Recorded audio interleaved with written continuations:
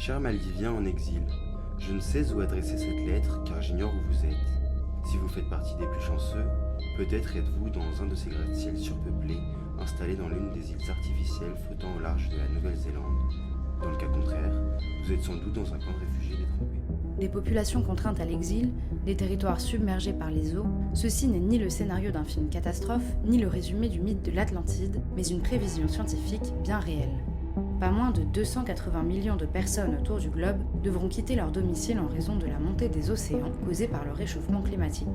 C'est ce que prévoit le dernier rapport du GIEC, présenté le 25 septembre à Monaco.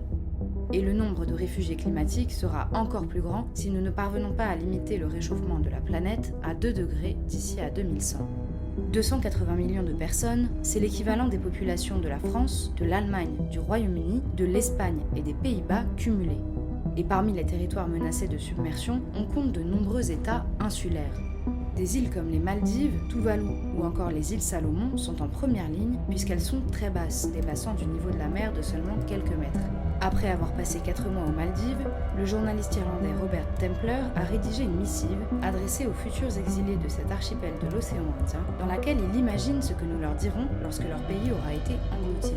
Voici un extrait de la lettre, traduite et publiée par Courrier International. Avez-vous la nostalgie de votre pays ? Avant que les vagues ne recouvrent vos îles, c'était un lieu paradisiaque. Des îles si basses qu'elles étaient insoupçonnables, dépassant à peine du niveau de l'eau. Au-dessus, le ciel formait un vaste dôme bleu, empli, au crépuscule, d'imposants nuages roses. La plupart des gens peuvent encore vivre dans leur pays. Ils sont certes brûlés, grignotés par les eaux, ravagés par les incendies et les inondations. Ce n'est plus votre cas. Vos îles ont fini par être abandonnées, les derniers habitants vivant sur des plateformes flottantes amarrées à du corail mort.